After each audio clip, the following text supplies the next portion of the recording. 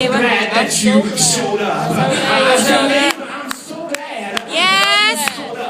Because when you show up, God can show out. When you show up, the very thing that you're going through, God can take that giant and turn that thing around. And you can make the miraculous in your life. Yes. Let's get back to the message. So David gets there, and he's supposed to drop off some food to his brothers, but he hears. And he sees something in the midst defying his God. And he says, who is this uncircumcised Philistine who dared to rise up against my God? Who is this man who dares to question the power of my God? Note now, David arrived on the scene and nobody mentioned God. But when he hits the show, God's name was spoken. Ain't it funny how some of us as believers don't even mention God's name in our troubles. But David came on the scene and he questioned the Philistine named Goliath. And while questioning Goliath, he spoke faith into the midst of fear. The Bible lets us know that all of the army was fearful and they were sorely afraid. And so when David steps on the scene, he hears and he sees somebody in the midst that's talking about his God. And so David decides to join in on the conversation. Have you ever been in a place or in a predicament where you hear and you see somebody talking about your God, and then you just so happen to join in on the conversation? Oh wow, he was there. He decided to witness to somebody about the goodness of God. So even in the moments when you feel like you can't defeat your giant, I know that God will send somebody who will help you and let you know that weeping may endure for a night. In the morning, I feel like preaching in here. Preacher.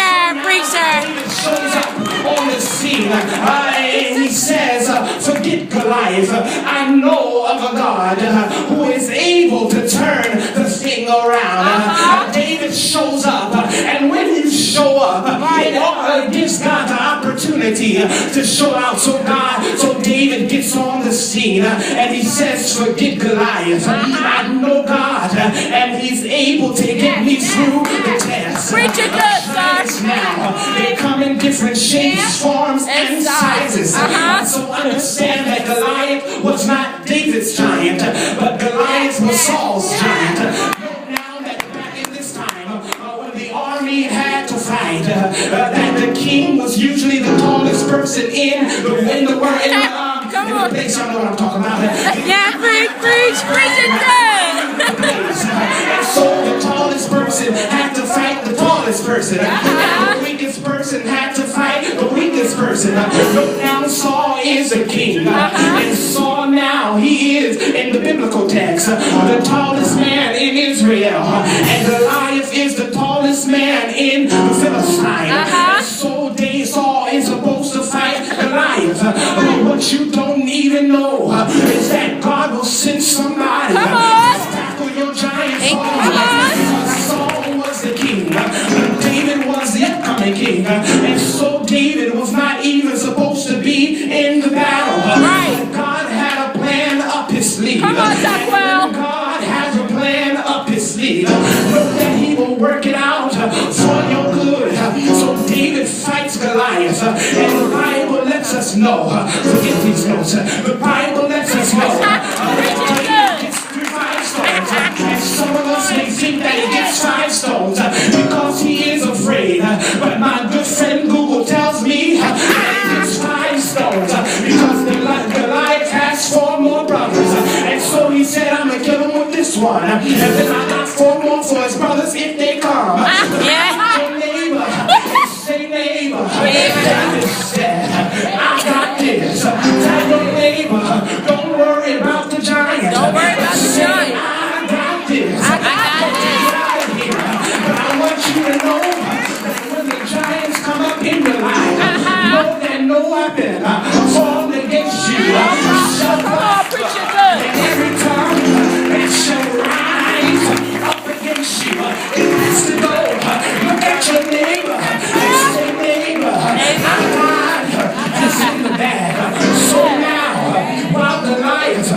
sit down. Sit down.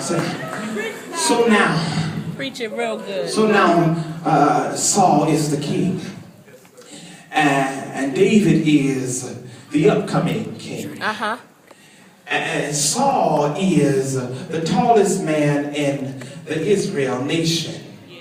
Goliath is the tallest man in the Philistine nation. The tallest man, as I said, was supposed to fight the tallest man. Right. And the weakest man was supposed to fight the weakest man.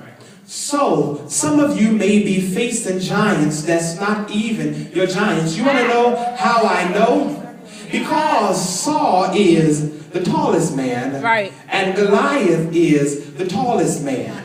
But David steps on the scene, and David says, I'll fight him for you. He said, I got this. Right.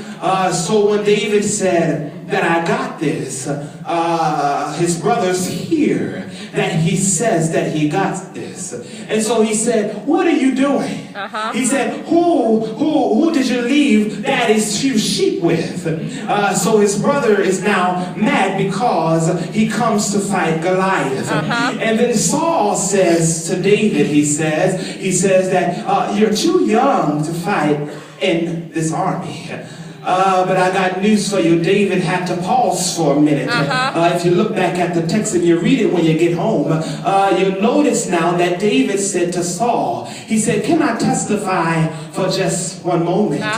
He said, it's not the God whom I serve, the same God who delivered me out of the hand of the bear and out of the hand of the lion. So what we see now is that the bear and the lion was just preparation for your Goliath. Look at your neighbor and declare to your neighbor that my bear and my lion is just preparation for my giant. So now David says to Saul, did God deliver me from the paws of the bear? Did not God deliver me from the paws of the lion? Well, surely God can deliver me from the hand of Goliath. Somebody look at your neighbor and say, neighbor, I'm so glad they made the show with Stevie J, because David's about to lay his paws on Goliath. Preaching good.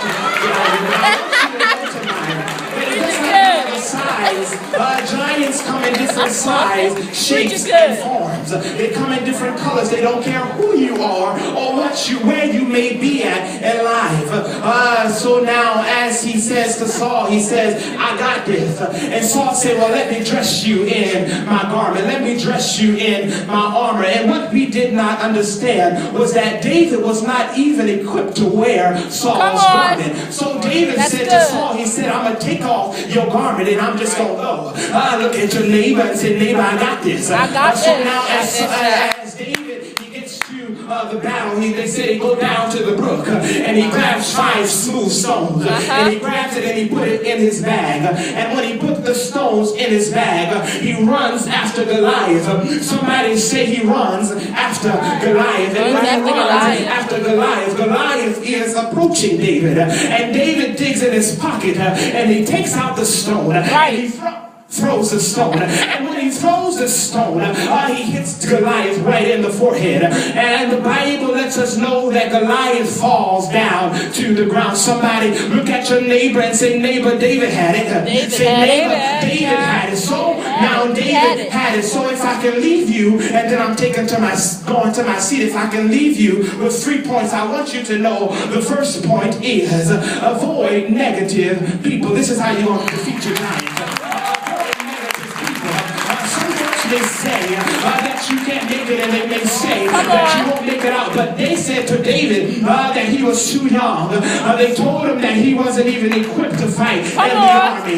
But David said, forget you, I got this. My point number 2 would be just to think back. Somebody look back. Just look back. Just look back. Don't look at me. Look back. Somebody just look back. So the second point would be just to look back over past triumphs and see where God has brought you from. Yes. Looks back, and when he looks back, he said, is not this the God who delivered me from the hand of the bear? Is not this is the God who delivered me from the hand of the lion. Well, surely this is the God who can deliver me from Goliath. And my third point would be to be comfortable with yourself. David now, Saul tries to dress David up in his armor, but David said, I don't want your armor. I'm going in for myself. Look at your neighbor and say, neighbor, I'm going in. I'm going in, and I'm the Lord. So now, if I can leave you today, I want you to know not to be weary in well doing, for in due season you shall reap if you faint not.